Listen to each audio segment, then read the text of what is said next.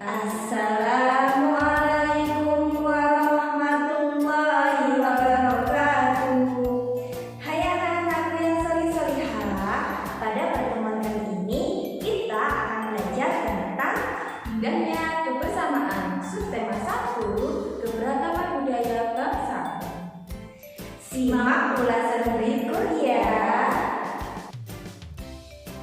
Mencermati gagasan pokok dan gagasan pendukung yang diperoleh dari teks lisan, tulis, atau visual. Perhatikan bacaan teks berikut.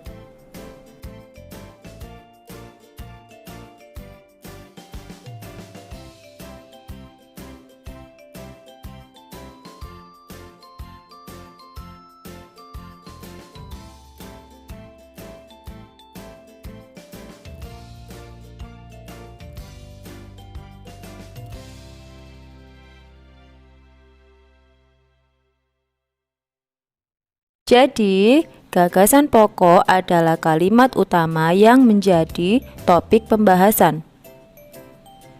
Gagasan pendukung adalah gagasan atau ide yang menjelaskan gagasan utama.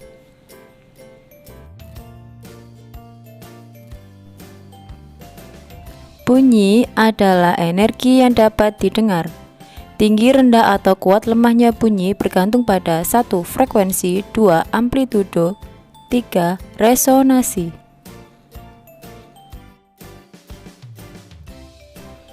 Frekuensi. Tinggi rendahnya bunyi ditentukan oleh getaran bunyi atau frekuensi.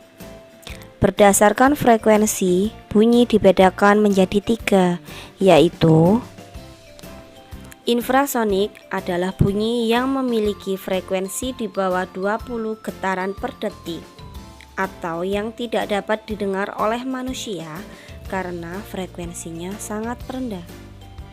Makhluk hidup yang dapat mendengar bunyi infrasonik ini adalah jangkrik.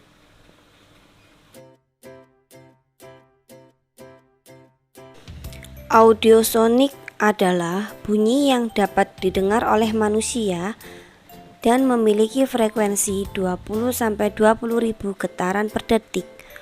Makhluk hidup yang dapat mendengar bunyi audiosonik ini adalah manusia. Berikut contoh dari bunyi audiosonik. Sebelumnya, pernahkah kalian mendengar gelas yang dipukul menggunakan sendok? Jika kalian pernah mendengarnya, tahukah kalian asal bunyi tersebut? Iya, segala macam bentuk bunyi berasal dari benda yang bergetar.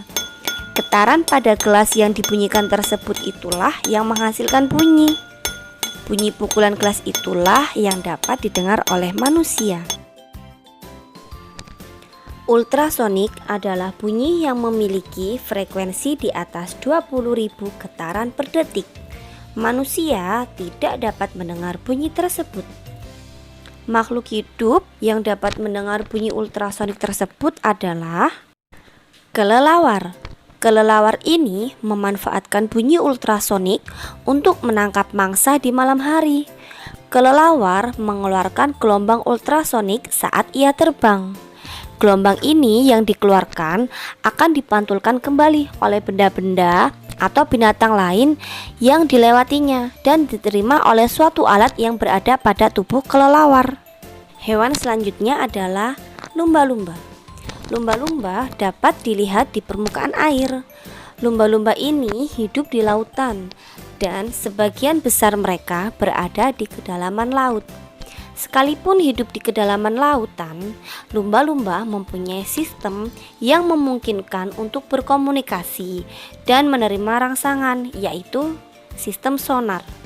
Sistem inilah yang berguna untuk mengindra benda-benda di lautan, untuk mencari makan dan juga berkomunikasi.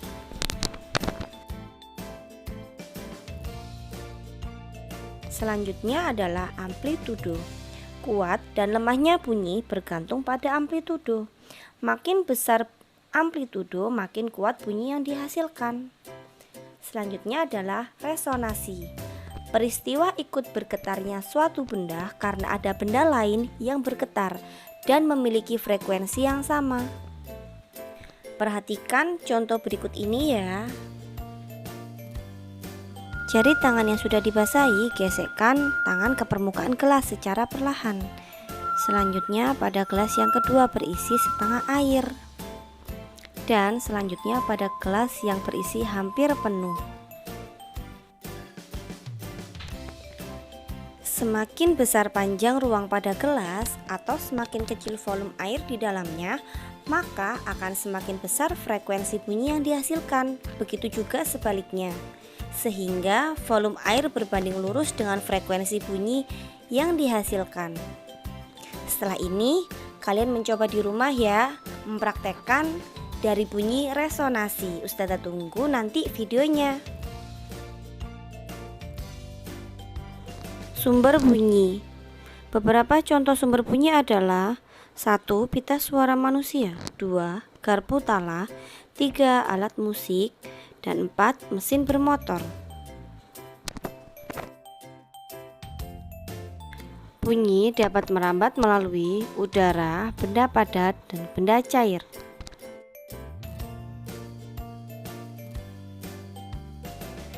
Beberapa suku bangsa di Indonesia. Simak yang berikut ini ya.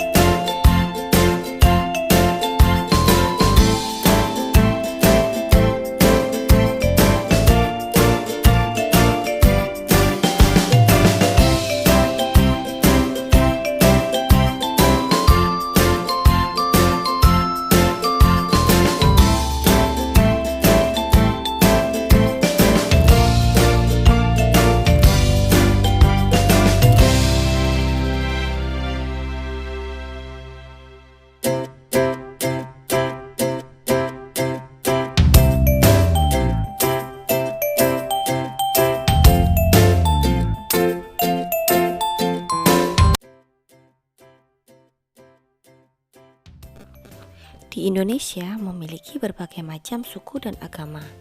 Sebagai warga negara Indonesia yang baik, kita harus menghargai dan menghormati perbedaan suku dan agama. Seperti contoh, jika kita memiliki teman yang berasal dari Padang dan kita berasal dari Jawa, maka kita harus menghormati dengan cara tetap menjadi teman yang baik. Kalian sudah memperhatikan materi dari subtema 1, keberagaman budaya bangsaku. Kita sebagai warga negara Indonesia harus menghargai setiap suku, budaya, dan agama. Selamat belajar ya anak-anakku. Kita bertemu lagi pada pertemuan selanjutnya. Wassalamualaikum